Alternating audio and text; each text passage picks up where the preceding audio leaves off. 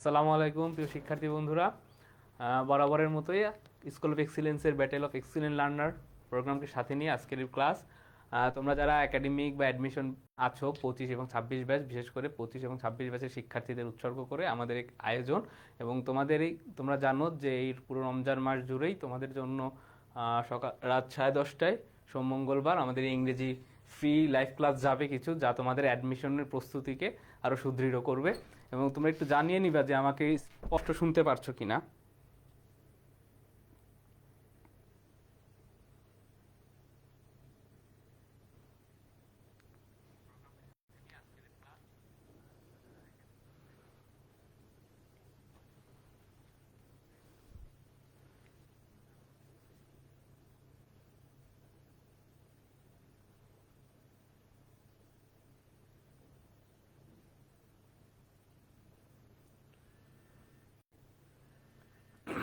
আচ্ছা, ঠিক আছে। আচ্ছা, আজকে তোমরা দেখতে পাচ্ছ এখানে আমাদের টপিক লেখা। টপিকটি হচ্ছে কি? প্রোনাউন। আজকে আমরা দেখব অ্যাডমিশন এবং একাডেমিক দুটোর জন্যই আমাদের খুবই গুরুত্বপূর্ণ। ঠিক আছে, এই প্রোনাউন টপিক থেকে প্রতি বছরে আমাদের অ্যাডমিশনে অনেক প্রশ্ন আসে। তো আমরা এই প্রোনাউন টপিক থেকে কিছু প্রশ্ন আজকে আমরা দেখব। দেখো, প্রথম প্রশ্ন, হু, হুইচ এবং হোয়াট আর ড্যাড, এটা কি ডেমনস্ট্রেটিভ প্রোনাউন, এটা কি রিলেটিভ প্রোনাউন, এটা কি রিফ্লেক্সিভ প্রোনাউন, নাকি এটা ইনডিফিনিট প্রোনাউন? দেখো, আমরা ছোটোবেলা থেকেই শিখি কি যে ওয়ার্ড ডাব্লিউএইচ ওয়ার্ডগুলো আমরা কি কাজে ব্যবহার করি? প্রশ্নবোধক তৈরির, প্রশ্নবোধক বাক্য তৈরির ক্ষেত্রে ডাব্লিউএইচ ওয়ার্ডগুলো সাধারণত ব্যবহার করি, তাই না? সাধারণত প্রশ্নবোধক বাক্য তৈরির ক্ষেত্রে ডাব্লিউএইচ ওয়ার্ডগুলো আমরা ব্যবহার করি। ঠিক আছে, এছাড়াও এই ডাব্লিউএইচ ওয়ার্ডগুলো আরেকটা কাজে ব্যবহার হয়, সেটা হচ্ছে কমপ্লেক্স সেন্টেন্স গঠনে, তাই না? তাহলে ডাব্লিউএইচ ওয়ার্ডগুলো সাধারণত প্রশ্নবোধক বাক্য তৈরির ক্ষেত্রে গঠন করা হয়, এবং আরেকটা জিনিস হচ্ছে কমপ্লেক্স সেন্টেন্স গঠন করতে ব্যবহার করা হয়। আচ্ছা, যখন দেখবা ডাব্লিউএইচ ওয়ার্ডগুলো কোনো প্রশ্নবোধক বাক্য তৈরি করতে ব্যবহার হয়েছে, তখন সেই ডাব্লিউএইচ ওয়ার্ডগুলোকে আমরা নাম দিব হচ্ছে সেগুলো ইন্টারোগেটিভ প্রোনাউন, তাই না? Interrogative pronoun. আর যখন কোনো কমপ্লেক্স সেন্টেন্স গঠন করতে ডাব্লিউএইচ ওয়ার্ডগুলোর নাম দেওয়া হয়, তখন সেটার নাম হয়ে যায় কি? Relative pronoun. সহজ কথায়, যখন দেখবা কোনো বাক্যের মাঝে দেখবা কোনো বাক্যের মাঝে এই ডাব্লিউএইচ ওয়ার্ডগুলো যখন বসবে, তখন সেই ডাব্লিউএইচ ওয়ার্ডগুলোর নাম হয়ে যায় কি? Relative pronoun. তাহলে আমাদের প্রথম প্রশ্নের উত্তরটা কি হবে? Relative pronoun. আচ্ছা, যারা উত্তর করেছো রিলেটিভ প্রোনাউন, তাদেরটা সঠিক হয়েছে। এর পরবর্তী প্রশ্নে আমরা যাই, হুইচ ওয়ান ইজ কারেক্ট, কোন বাক্যটি কারেক্ট, এই চারটি বাক্যের মধ্যে কোন বাক্যটি সঠিক, তাই না? এরকম প্রশ্ন দেখবা প্রচুর আসে।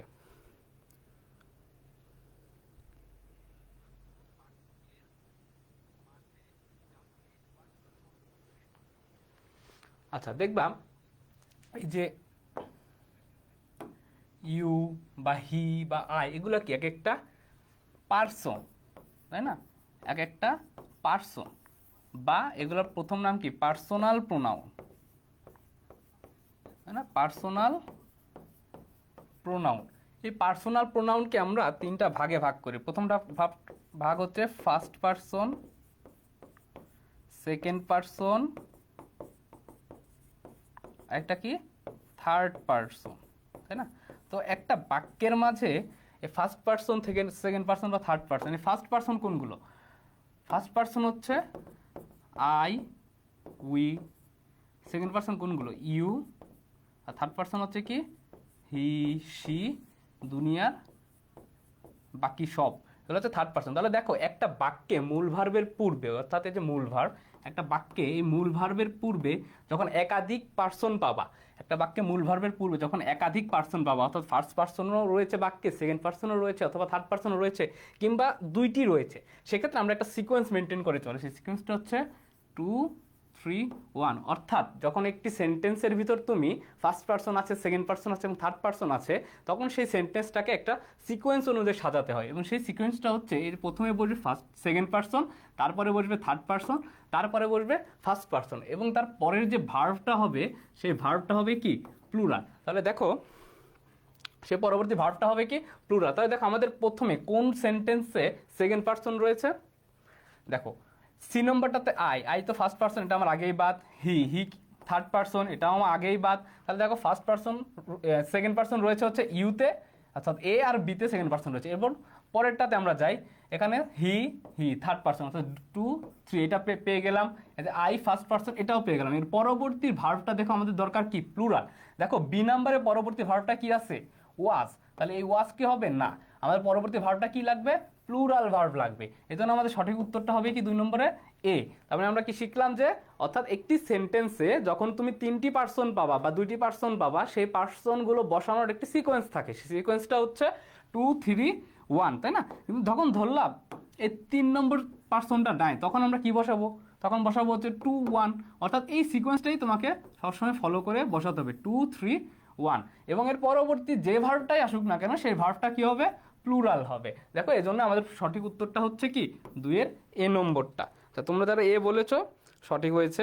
সাজু ইসলাম, ওয়ালাইকুম আসসালাম, সুমাইয়া ইসলাম এবং ফাবলিয়া জান শিমুল এ বলেছো। আচ্ছা, এর পরবর্তী প্রশ্নটা, চুজ দ্য কারেক্ট সেন্টেন্স।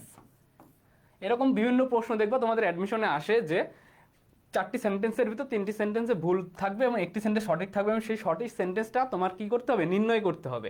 সেই সঠিক সেন্টেন্স নির্ণয় করার জন্য আমাদের কি করতে হবে, প্রচুর গ্রামারের সব কয়টা রুল যখন আমরা শিখবো, তখন আমরা এই সঠিক সেন্টেন্সগুলো নির্ণয় করতে পারবো।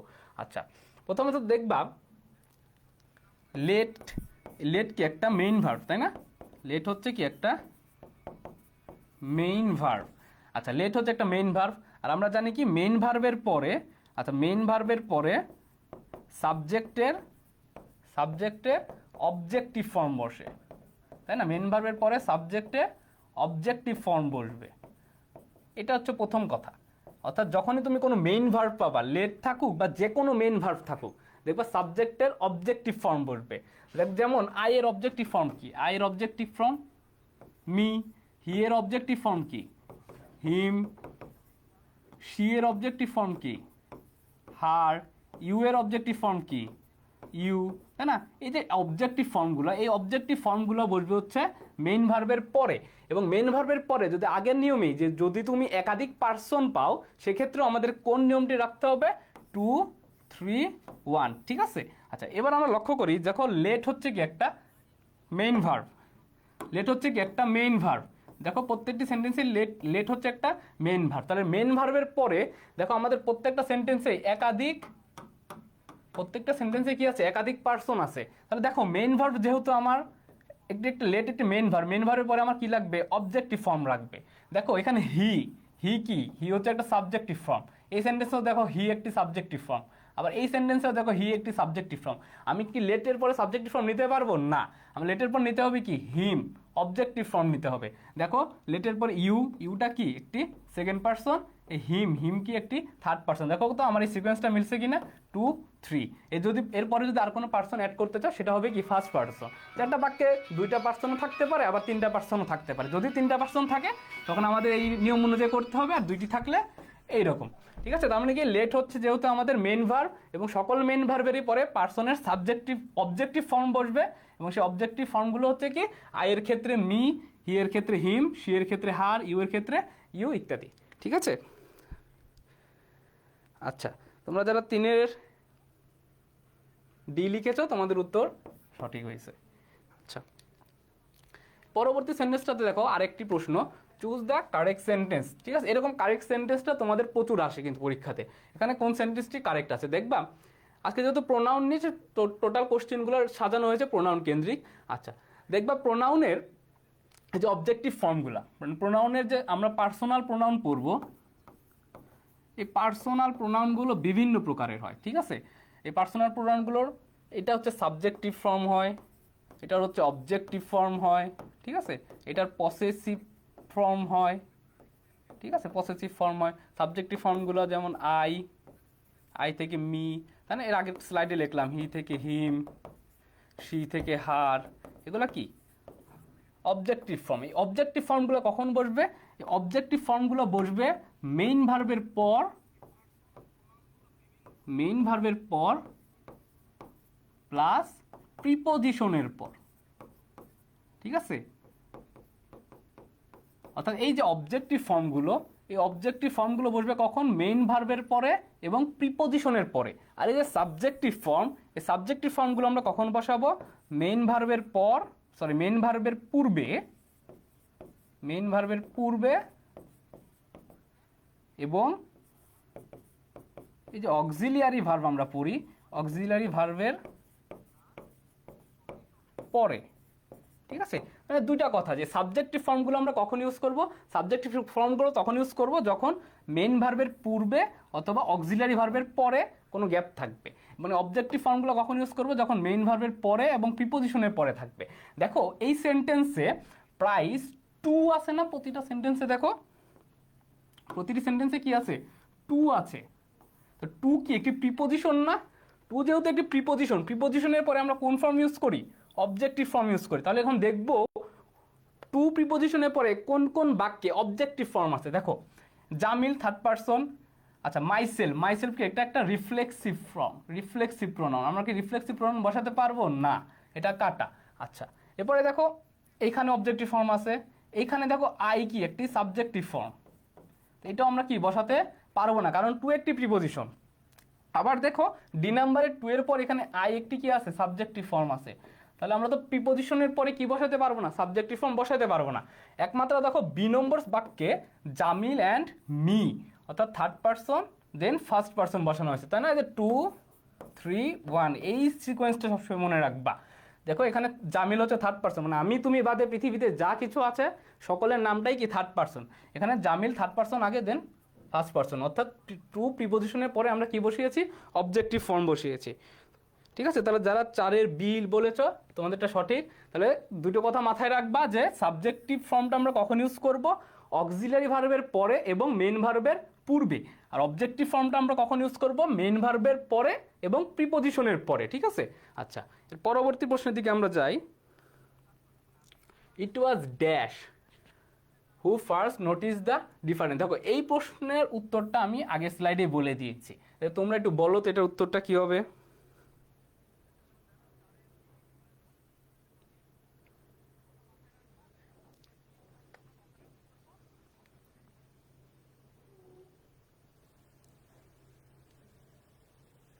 আচ্ছা দেখো আমি আগের স্লাইডে কি বললাম, এটা কি একটা অক্সিলারি ভার্ব না?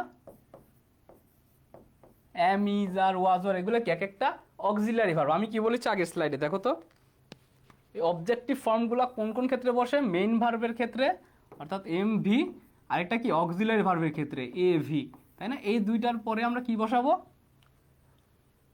সরি, মেইন ভার্বের পরে আর হচ্ছে প্রিপজিশন এখানে। ঠিক আছে, মেইন ভার্বের পরে আর হচ্ছে প্রিপজিশনের পরে আমরা কি বসাবো? অবজেক্টিভ ফর্ম বসাবো। আর সাবজেক্টিভ ফর্মটা কখন? মেইন ভার্বের পূর্বে। দেখো মেইন ভার্বের পূর্বে আর অক্সিলারি ভার্বের পরে, তাই না? সাবজেক্টিভ ফর্মটা কি? মেইন ভার্বের পূর্বে আর অক্সিলারি ভার্বের পরে। তাহলে দেখো তো এই স্লাইডে ওয়াজটা কি একটা অক্সিলারি ভার্ব, তো সেই নিয়ম অনুযায়ী অক্সিলারি ভার্বের পরে আমাদের কোন ফর্ম বসবে? সাবজেক্টিভ ফর্ম বসবে। ই একটি কি? অবজেক্টিভ ফর্ম, এটা কি আমরা বসাতে পারবো না? মাইসেলফ, মিসেলফ, মিসেলফ বলতে কোনো শব্দ হয় না। মাইসেলফ কি একটা রিফ্লেক্সিভ প্রোনাউন, এটাও আমরা বসাতে পারবো না। একমাত্র এই 5 নম্বর বাক্যে এই বি নম্বরটাই হচ্ছে কি আছে আমার? আই সাবজেক্টিভ ফর্মে আছে, তাই না? তাহলে it was I who first notice the differences. আচ্ছা তোমরা পদ্মাবতী, সাজু ইসলাম, রাকিবুল ইসলাম সবাই 5-এর বি বলেছ। তোমরা যারা বি বলেছ ধন্যবাদ। আচ্ছা এরপরে বাক্যটাতে আমরা যাই প্রশ্নে, যে the captain dash had a score of 13। দেখো এটাও কি আগের নিয়মের মতোই তোমরা অ্যান্সার করতে পারবা। দেখো এই হ্যাড কি একটি মেইন ভার্ব না? হ্যাড কি কোনো অক্সিলারি ভার্ব? অক্সিলারি ভার্ব কোনগুলো? অ্যাম, ইজ আর ওয়াজ ওয়ার। আর এই হ্যাডটা হচ্ছে কি বাক্যে একটি মেইন ভার্ব। তাহলে কি মেইন ভার্বের পূর্বে আমরা কি বসাই? সাবজেক্টিভ ফর্মটা কখন কখন বসাই? সাবজেক্টিভ ফর্মটা মেইন ভার্বের পূর্বে আর অক্সিলারি ভার্বের পরে, তাই না? আর অবজেক্টিভ ফর্মটা কি? আমি প্রতিটা স্লাইডে লিখছি। অবজেক্টিভ ফর্মটা হচ্ছে মেইন ভার্বের পরে সাধারণত, আর হচ্ছে প্রিপজিশন, তাই না? আর হচ্ছে প্রিপজিশনের পরে। এই কয়েকটা জিনিসের পরে সাধারণত আমরা কি বসাই, অবজেক্টিভ। তাহলে অবজেক্টিভ সাবজেক্টিভ বসাই। তাহলে এই হ্যাড যেহেতু আমার কি একটি মেইন ভার্ব, হ্যাডের পূর্বে আমার দুইটাই কি লাগবে, আমার অবজেক্টিভ ফর্ম লাগবে। দেখো এই বাক্যে মি কি, সরি সাবজেক্টিভ ফর্ম লাগবে, এই বাক্যে মিটা হচ্ছে অবজেক্টিভ, এটা আমার লাগবে না। মাই সেলফ কি একটা রিফ্লেক্সিভ প্রোনাউন, এটাও আমার লাগছে না, তাই না? আবার দেখো আস কি, উই হচ্ছে সাবজেক্টিভ, আসটা হচ্ছে কি অবজেক্টিভ। তো মেইন ভার্বের পূর্বে আমার কি সাবজেক্টিভ লাগবে না অবজেক্টিভ লাগবে, সাবজেক্টিভ লাগবে, তার জন্য এটাও নিতে পারছি না। মাত্র 6-এর C, Joy and I had a score. আচ্ছা, উম্মে শিমু, জুবাইর আহমেদ অনিক, মরিয়ম তিশা সি বলেছ। আচ্ছা, একজন দেখলাম পদ্মাবতী এ বলেছ।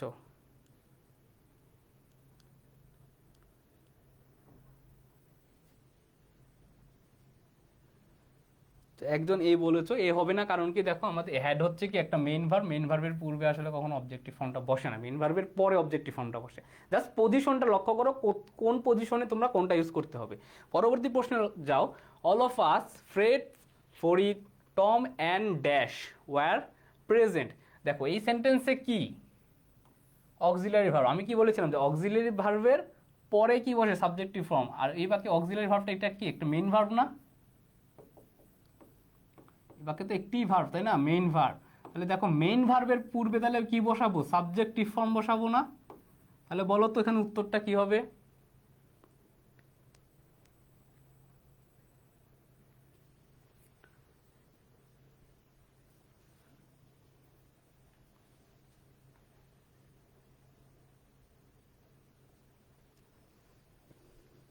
আচ্ছা, তোমরা যারা এ বলেছো, দেখো মি, আগেই বলেছি মি হচ্ছে কি অবজেক্টিভ ফর্ম, মাইন হচ্ছে কি পসেসিভ অ্যাডজেক্ট, মাইন হচ্ছে পসেসিভ, আর দেয়ারটাও হচ্ছে কি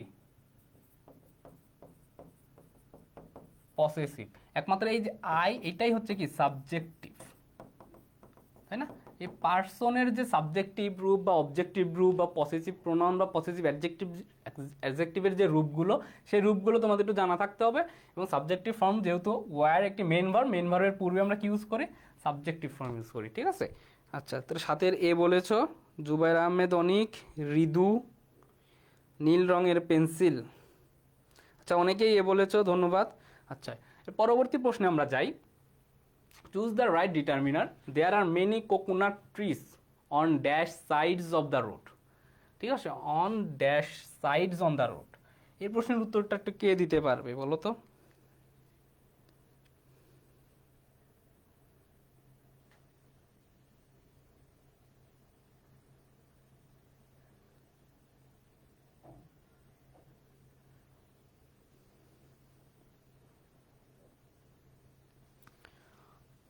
আচ্ছা, একজন বলছে বি, পদ্মাবতী বলছে বি।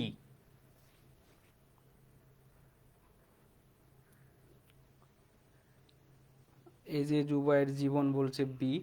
আচ্ছা, choose the right determiners, there are many coconut trees on dash sides of the road. এই যে সাইডস, এই সাইডসটাই হচ্ছে আমার প্রথম কনসার্ন, ঠিক আছে? আচ্ছা, দেখবা তোমরা কিছু প্রোনাউন পাবা, লাইক এইদার, ঠিক আছে, নেইদার,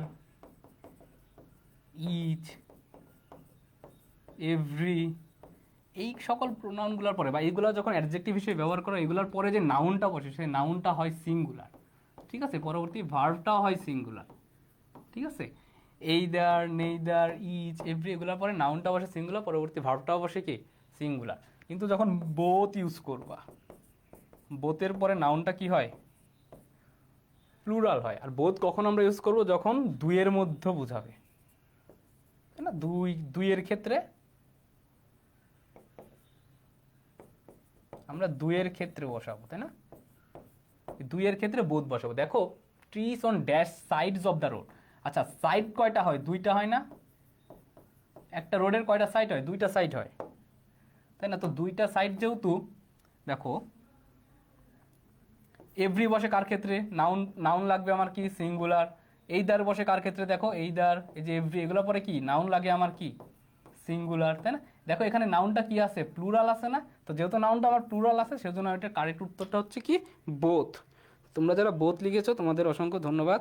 আচ্ছা, নেরিন ইকজোরা, খুব কঠিন ওয়ার্ড। REDU, রিদু। আচ্ছা, পরে 9 নম্বরটাতে আমরা যাই। পিনাকিও is hungry and looks for an egg to cook dash an omelette, but to his surprise the omelette lies out of the window. এই বাক্যে আমরা কি লিখব?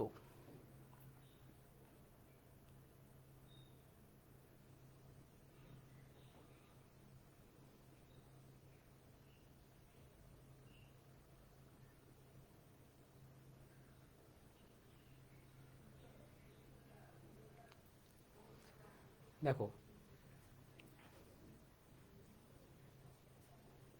জান্নাতুল তৃষা দেখলাম কয়েকজনকে মেনশন করে বলছে ক্লাস করবি তাহলে কর। হ্যাঁ, তোমরা এভাবে কয়েকজনকে মেনশন করো তোমার বান্ধবীদেরকে, বন্ধুদেরকে।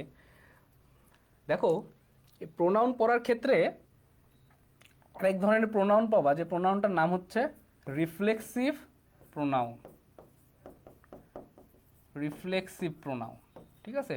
প্রোনাউনের বিভিন্ন প্রকারভেদ আছে, তার ভিতরে একটা প্রকার হচ্ছে রিফ্লেক্সিভ প্রোনাউন। রিফ্লেক্সিভ প্রোনাউন কোনগুলো? লাইক হিমসেলফ,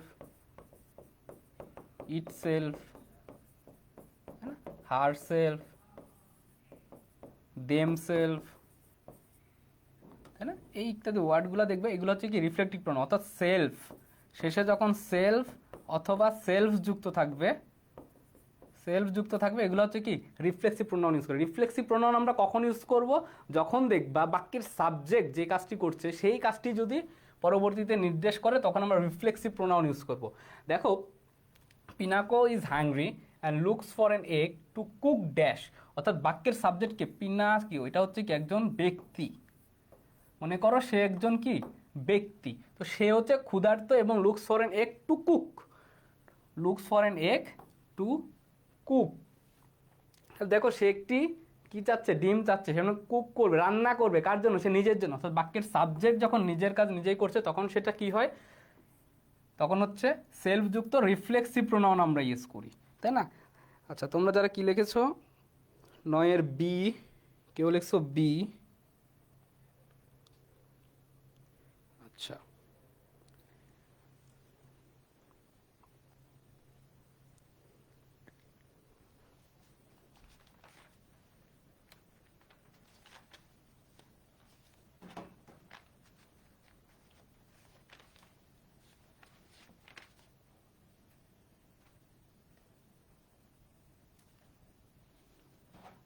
আচ্ছা, তোমরা যারা বি লিখেছো, আচ্ছা দেখো, এখানে হচ্ছে পিনাকি হচ্ছে একজন ব্যক্তিকে বোঝাচ্ছে। তো ব্যক্তির ক্ষেত্রে আমরা কি ব্যবহার করি?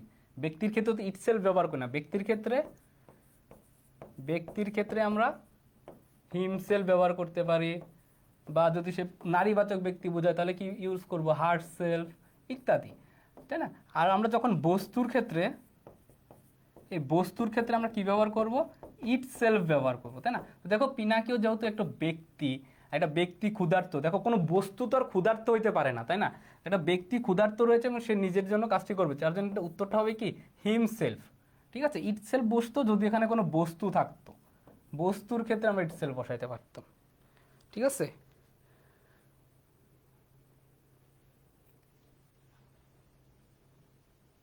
আচ্ছা, জুবাইর আহমেদ অনেক বোঝাচ্ছে বি। আচ্ছা, এটা বি না, এটা হবে উত্তর ডি। পিনাকিও ইনি একজন হচ্ছে কি ব্যক্তি। আচ্ছা, এরপরে 10 নম্বর বাক্যে যাই আমরা। The man who I dash with dash the dean of our faculty. আচ্ছা, এই প্রশ্নের উত্তরটা 10 নম্বরটা তোমরা কি হবে বলো তো?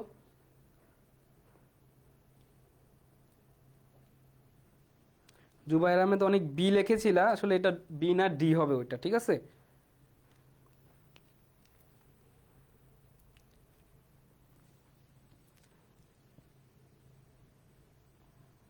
দেখো, এই বাক্যে দুটো সাবজেক্টই কি সিঙ্গুলার আছে না? দেখো, এটাও কি দ্য ম্যানও কি আছে সিঙ্গুলার, তার মানে পরবর্তী যে ভার্বগুলো আমরা ইউজ করব সেই ভার্বগুলো হবে কি সিঙ্গুলার। কারণ দেখবা, সাবজেক্ট যদি সিঙ্গুলার হয় তাহলে ভার্বটাও কি হয়? সিঙ্গুলার হয়। তাহলে দেখো, এই প্রথম বাক্যে ওয়াজ টকিং ঠিক আছে সিঙ্গুলার, বাট ওয়ারটা কি আছে এখানে? প্লুরাল, তার জন্য এটা আমার কাটা। আবার বি নাম্বারে দেখো ওয়ার আছে প্লুরাল, আমার এটাও কাটা। আবার দেখো সি নাম্বারে ওয়ার টকিং